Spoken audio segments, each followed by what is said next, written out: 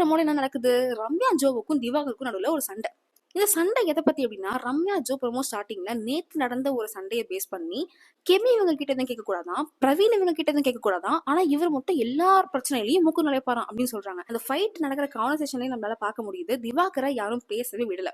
அந்த டென்ஷன்ல பேசுறதை கேளுமா அப்படின்னு கொஞ்சம் ரக்கடா வந்து திட்டுறாரு. இவ்வளவு நேரம் சைலண்டா ஃபேஸ் வச்சுட்டு இருந்த ரம்யா ஜோ திடீர்னு வந்து சிங்கம் கலாயிறங்கிடுச்சு அப்படின்ற மாதிரி ஒரு ஃபேஸை வந்து காமிச்சாங்க. பயங்கரமா கத்தி, ஏய் கத்தி பேசுறதெல்லாம் என்கிட்ட வச்சுக்காது அப்படின்னு சொல்லி பயங்கரமா கத்துறாங்க. வந்து ஷாக் ஆயிட்டேன். ஓகே, இந்த பொண்ணுக்குள்ள இப்படியும் ஒரு கோவம் வரும் ஒரு முகம் இருக்கா அப்படின்னு சொல்லிட்டு அவ்வளவு ஒரு சத்தம். எஃப்ஜேவும் கமருதீனும் திவாகர் கிட்ட ஏன் எஜுகேஷன் என்னன்னு தெரியுமா, ஏன் எஜுகேஷன் என்னன்னு தெரியுமா அப்படின்னு சண்டை போட்டுட்டு இருக்காங்க.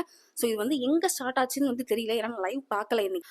எஃப்ஜேவும் கமருதீனும் சண்டை போட்டுட்டு இருக்க டைம்ல பின்னாடி பாத்தீங்கன்னா விஜய் பாரு சிரிச்சிட்டு இருக்காங்க, துஷார் சிரிச்சிட்டு இருக்காங்க, அப்சரா சிரிச்சுட்டு நடந்து போயிட்டு இருக்காங்க. சோ ஏன் சிரிக்கிறாங்கன்னு எனக்கு கண்டிப்பா தெரியல. கமெண்ட் செக்ஷன் பார்க்கும்போது பாத்தீங்கன்னா லைவ் பார்த்தவங்க யாருமே இது ஸ்கிரிப்டட்னு சொல்லவே இல்லை. யாருமே தப்பு இருக்குன்னு தெரியாம ஹவுஸ்மேட்ஸ் எல்லாரும் இந்த ரம்யா ஜோ வந்து சொன்னதை வச்சு திவாகருக்கு எதிராக வந்து பேசுறாங்களோ. ஸ்கிரீன்ஷாட் இங்க போடுறேன், உங்களுக்கே புரியும் பாருங்க. திவாகர் மேல சிம்பத்தி கமெண்ட்ஸ் வரும் அப்படின்னு சொல்லியிருந்தேன்ல, அதோட சாட்சிகள் வந்து இதுதான் பாருங்க. கூட்டுன்னு திவாகர் திட்டிருப்பாரு போல.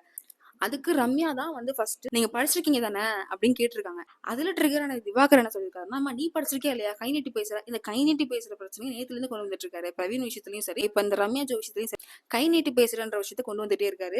அண்ட் நடுவுல கொஞ்சம் நீவா போன்னு பேசுறாரு போல. அதை பத்தி கொஞ்சம் தப்பா எடுத்துக்கிட்டு ஹவுஸ்மேட்ஸ் கிட்ட ரம்யா சொன்னதை வச்சு ஹவுஸ்மேட்ஸ் தப்பா புரிஞ்சுக்கிட்டு தான் திவாகரை எல்லாரும் டார்கெட் பண்றாங்க அப்படின்னு நான் நினைக்கிறேன். இந்த actually Ramya Joe is acting as replacement for Anshitha. She is trying to create that scene and get the attention. She first asked about his education, not him. Next பாருங்க, vote for Divakar please.